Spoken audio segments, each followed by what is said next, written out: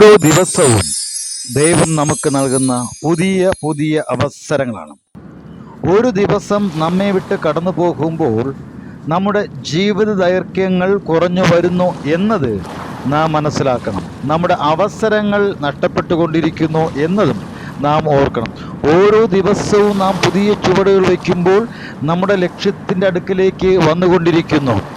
ഓരോ ദിവസവും നാം പുതിയ കാര്യങ്ങൾ ആരംഭിക്കുന്നു. ഓരോ ദിവസവും ചിന്തകൾ മാറിക്കൊണ്ടിരിക്കുന്നു.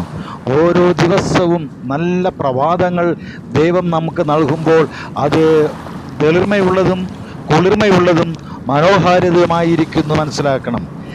ദൈവത്തിൻ്റെ ഭക്തന്മാർ രാവിലെ എൻ്റെ പ്രാർത്ഥന കേൾക്കണമേ എന്ന് പറയുന്നത് കേൾക്കുവാൻ സാധിക്കുന്നുണ്ട്.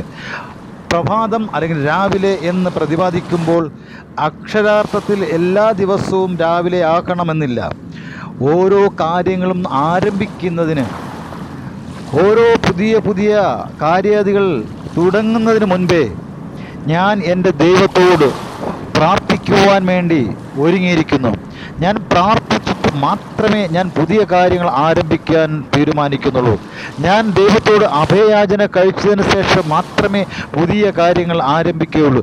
ദൈവത്തോട് ആലോചന ചോദിക്കേണ്ടതിന് ഞാൻ ഒരുങ്ങി നിൽക്കുന്നു. കർത്താവേ, അവിടുന്ന് അത് കേൾക്കണമേ.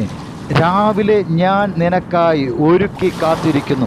ഞാൻ എല്ലാം എൻ്റെ ആഗ്രഹങ്ങളെല്ലാം തന്നെ ഞാനിങ്ങനെ സ്വരുക്കൂട്ടുവാൻ പോകുന്നു, അതിന് നടപ്പിലാക്കാൻ പോകുന്നു. അതിനു മുൻപായി ഞാൻ റെഡിയായി നിൽക്കുന്നത് അവിടത്തോട് എൻ്റെ അപേക്ഷ കഴിച്ചതിന് ശേഷം അവിടുത്തെ മറുപടി, അവിടുത്തെ അനുഗ്രഹങ്ങൾ പ്രാപിച്ചതിന് ശേഷം മാത്രമേ ഞാൻ ആരംഭിക്കുകയുള്ളൂ എന്ന് ദൈവത്തിൻ്റെ ഭക്തൻ പ്രാർത്ഥിക്കുന്നതായി കാണാൻ സാധിക്കുന്നുണ്ട്. സങ്കീർത്തനം 5:3 പ്രതിപാദിക്കുന്നത്, യഹോവേ, രാവിലെ എൻ്റെ പ്രാർത്ഥന കേൾക്കണമേ. രാവിലെ ഞാൻ നിനക്കായി ഒരുക്കി കാത്തിരിക്കുന്നു. ഞാൻ ആരംഭിക്കുന്നതിന് മുൻപ് തന്നെ ഞാൻ എല്ലാം റെഡിയായി ഒരുങ്ങി അവിടുത്തെ സന്നിധിയിൽ കാത്തു നിൽക്കുകയാണ്. ആ അനുഗ്രഹത്തിന് വേണ്ടി, അവിടുത്തെ മുഖപ്രകാശത്തിന് വേണ്ടി. അതിനായി എൻ്റെ പ്രാർത്ഥന അവിടെ നിന്ന് കേട്ട് എൻ്റെ ആഗ്രഹങ്ങൾ, എൻ്റെ അഭിലാഷങ്ങൾ സാക്ഷാത്കരിച്ച് എന്നെ അനുഗ്രഹിക്കണമേ എന്നുള്ള പ്രാർത്ഥനയായി നിൽക്കുമ്പോൾ ദൈവം തൻ്റെ ഭക്തനെ നിരാശനായി പോകുവാൻ അനുവദിക്കുകയില്ല. നാം ഓരോരുത്തരും നമ്മുടെ ഓരോ കാര്യങ്ങളും ആരംഭിക്കുമ്പോൾ തന്നെ ദൈവത്തോട് അഭയയാചന അല്ലെങ്കിൽ പ്രാർത്ഥിക്കുക, അല്ലെങ്കിൽ ദൈവത്തോട് കാര്യങ്ങൾ ചോദിച്ച് മനസ്സിലാക്കുക.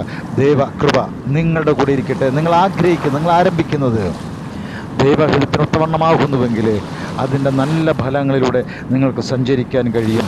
ദൈവം നിങ്ങളെ അനുഗ്രഹിക്കുമാറാകട്ടെ.